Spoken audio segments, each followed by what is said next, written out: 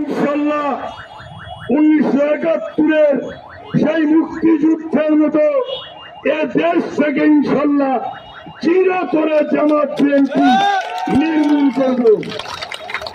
আমাদের 14 দলের ডাকে আজকের এই আন্দোলন আমরা কর্মসূচি গ্রহণ করেছি। আজকের এই সুখ সভা থেকে, আজকের এই সুখ র্যালি থেকে আমরা সরকারকে আহ্বান জানাই, এই যে একটি রাজনৈতিক দল জামাত বিএনপি, আল্লাহ আমি তাদের নাম বললাম, আমার যদি ভুল হয়ে থাকে ও আল্লাহ আপনি মাফ করে দিবেন। প্রাণের খবর আপনি জানেন বিদায় মাননীয় প্রধানমন্ত্রী জননেত্রী শেখ হাসিনা তার হাতে আপনি রাষ্ট্রীয় ক্ষমতা